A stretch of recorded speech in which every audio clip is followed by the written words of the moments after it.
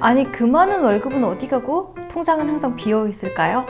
그래서 읽어봤습니다. 가짜 부자 진짜 부자 정리해드립니다. 여러분, 대체 얼마가 있으면 부자일까요? 제가 고등학교 때 쓴 다이어리에는 40살까지 10억을 모으겠다는 결심이 적혀 있습니다. 지금부터 5년 남았으니까 1년에 2억씩만 저축하면 되겠네요. 저자인 사경인 회계사는 다짜고짜 자산을 적어보라고 말합니다. 그런데 자산이라고 하면 무엇을 적어야 할지 모르겠더라고요.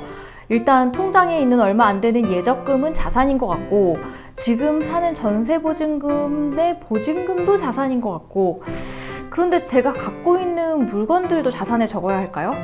좀 맥북은 산 지 얼마 안 됐으니까 자산으로 칠 수 있지 않을까요? 물론 회사에서 쓰는 회계 기준으로 하면 자산으로 잡겠죠. 출판사에서는 이제 앞으로 팔리지 않을 재고 자산도 자산으로 두는데요. 하지만 개인용 회계 정보를 쓸 때는 자신만의 기준이 필요하다고 합니다. 각자 처한 상황마다 기준이 다를 수 있겠죠. 누군가에게는 명품이 사치품일 수도 있지만 누군가에게는 재테크일 수도 있으니까요. 그래서 사경인 회계사는 자신의 자산의 정의를 이것을 가짐으로써 미래의 소득이 늘어나는 것으로 정의하고 있습니다. 그러니까 이걸 갖고 있었을 때 미래의 가치가 더 증가하는 것이라고 볼 수 있겠는데요. 그러면 자동차는 자산일까요? 일반적으로 차는 미래의 가치가 증가한다기보다는 내가 계속 타면 감가상각을 발생하면서 소비되죠. 그러면 집은 자산일까요?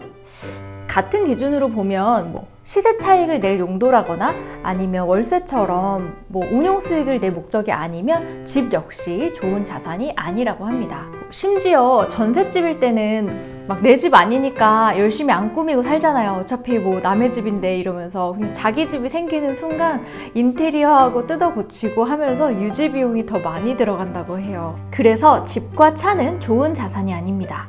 오히려 우리나라 사람들이 자산을 생각하면 집과 차를 먼저 떠올리고 이걸 마련하기 위해서 집착하기 때문에 오히려 자산 증식이 안 될 수 있다고 말합니다. 아까 말했듯이 자산을 미래 가치를 늘려주는 것이라고 생각한다면 내 집 마련이 아닌 다른 자산에 투자할 수 있겠죠. 이런 기준에서 다시 보니까 저는 역시 적금과 보증금 정도 남더라고요. 두 번째로 생각해야 되는 건 대차대조표상의 우변인 부채입니다. 제가 사실 사업하면서 생긴 채무와 그리고 전세대출이 있어요. 앞에 얘기한 자산에서 부채를 뺀 것이 순자산입니다. 보통 우리가 자산이라고 말하면 내가 갖고 있는 것이나 이런 것들을 다 생각하기 마련인데요.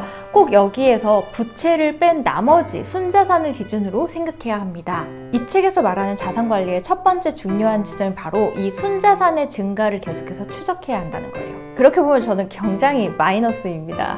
이 책에서 금리를 다 적어보라고 하는데 생각해보면 적금의 이자보다 제가 대출한 채무의 이자가 훨씬 높거든요. 당연히 그렇겠죠. 내가 빨리 왜 빚을 갚지 않고 적금을 붓고 있지? 그런 생각이 들더라고요. 그러면 여러분, 여기서 응용 문제 나갑니다. 전세와 월세 중에서 어떤 것이 순자산에 도움이 되는 방식일까요? 예를 들어 보증금 3억 원짜리 전세가 있고 보증금 1억 원에 월세 120만 원짜리 월세가 있다고 해봅시다. 어떤 것을 선택하는 게 좋을까요? 전세로 계약하게 되면 3억 원은 묶이지만 대출이 없다고 생각하면 월세로 120만 원이 매번 세이브되죠. 그런데 만약에 3억을 주식으로 보유해왔고 평균 수익률이 8%라고 해봅시다. 그랬을 때는 월세가 유리해지겠죠. 물론 누구나 주식으로 수익률 8%를 올릴 수 있는 것은 아니지만 이 예시가 가져다주는 경우는 정답이 정해져 있는 게 아니라 미래에 나에게 더 수익을 가져다 줄 수 있는 방안으로 의사결정을 해야 한다는 것입니다. 이때 나의 수익이냐 매출이냐의 모든 기준은 순자산의 증가로 보는 것이 핵심입니다. 이분은 소득을 4가지로 나누는데요. 정확한 회계적인 기준이 있는 게 아니라 자신의 재무상 편의를 위해서 4가지로 나누는 거죠. 첫째는 노동소득입니다. 여러분들 거의 다 노동소득이 주 수입원이시죠. 회사에서 주는 월급인데요. 저 같은 경우는 외부 강의 같은 것도 여기에 넣었어요. 그러니까 노동소득의 특징은 시간을 베이스로 하는 것이죠. 여기서 중요한 것은 내 소득이 노동소득에만 의존하지 않도록 하는 것입니다. 두 번째는 자동소득입니다. 내가 꼭 일하지 않아도 자동으로 들어오는 소득을 말하죠. 시스템을 만들어 놓고 나오는 수익이기 때문에 시스템 수익이라고 합니다. 저도 사실 불로소득이다 하면 좀 거부감이 들었는데 예를 들어 집을 렌트하거나 사서 에어비앤비를 준다든지 월세를 받는다든지 스마트 스토어를 열어서 구매 대행을 하거나 하는 식으로 인프라를 먼저 갖춰서 시스템을 만들고 거기서 나오는 수익입니다. 세 번째는 반자동소득입니다. 초기에는 노동이 들어가지만 일정 기간 동안 반영구적으로 계속해서 소득이 나오는 겁니다. 예를 들어 내가 오프라인 강의를 계속하면 사실 한계가 있잖아요. 시간당 할 수 있는 한계가 있는데 이걸 온라인으로 만들어서 유료 강의로 올린다든지 또 책을 써서 출간을 한다든지 그럼 거기에서 인쇄 수입이 계속해서 발생하겠죠. 이런 것을 반자동 소득으로 분류해 있습니다. 네 번째는 투자 소득입니다. 대표적으로는 부동산, 주식 투자가 있겠죠. 앞서 살펴본 자동소득과 다른 점은 자동소득은 손실이 거의 없습니다. 하지만 투자소득은 경우에 따라서 손실이 발생하기도 한다는 게 다르죠. 여기에서 또 재미있는 부자 공식 두 번째가 나오는데요. 사경인 회계사가 정의하는 부자란 이 시스템 소득이 생계 비용을 넘어서는 사람이라고 합니다. 이 책을 보다 보면 정의가 사실 국제 기준 이런 걸 따르는 게 아니에요. 굉장히 주관적이고 자신의 기준에 따라서 회계 기준도 따라가게 되는데요. 사경인 회계사는 부자가 건강하고 행복한 삶을 사는 거다라고 정의했대요. 원래는 회계사로 고액 연봉이었지만 굉장히 쉴 새 없이 일하는 사람이었다고 합니다. 식구들과의 소중한 시간을 보낼 수 있도록 최소한의 생계 비용을 웃도는 시스템 소득을 가지고 있는 것을 부자라고 정의합니다. 사경인 회계사는 자신이 고액 연봉을 받는 회계사 직종이었음에도 불구하고 열심히 일을 해서 자산을 증식하기에는 한계가 있다. 그래서 노동소득 외에 다양한 소득의 파이프라인을 만들어야 한다라는 얘기입니다. 부자가 되는 세 가지 대표적인 파이프라인이 있는데요. 바로 부동산, 주식, 콘텐츠입니다. 이미 팀 페리스의 나는 4시간만 일한다나 부의 수월차선에서 많이 얘기된 바 있지만 자본이 없이도 소득을 만들 수 있는 것이 바로 콘텐츠이죠. 누구나 남들보다 한 가지쯤은 잘하는 게 있죠. 나만의 스토리를 자산화해서 시스템 수익을 만들고 자유로운 시간과 현명한 의사결정을 할 수 있는 여유를 얻는 겁니다.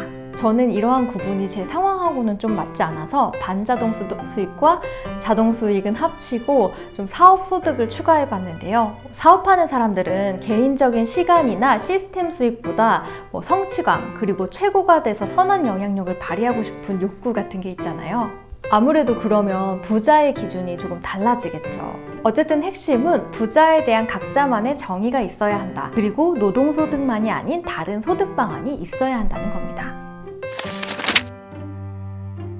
수익의 40%를 적금하라고요? 그러면 저는 뭐 먹고 살라는 얘기죠? 물론 사경인 회계사가 책에서 거듭 얘기하는 거는 지출을 줄이는 것보다 소득을 늘리는 게 더 쉽다기보단 더 재미있고 실현 가능성이 높다 할까요? 왜냐면 지출을 줄이는 건 사실 쉽지 않기 때문이죠. 그럼에도 불구하고 가장 확실한 방법은 많이 적금하는 거고 이는 소득의 일부분을 떼어놓고 쓰는 거입니다. 쓰고 남은 것을 저축하는 게 아닌 거죠. 부양가족이 없는 싱글들은 소득의 50%를 저축하는 게 바람직하다고 합니다. 그러면 이렇게 40%, 50% 이상의 수익을 어디에다 넣느냐? 적금? 아니죠.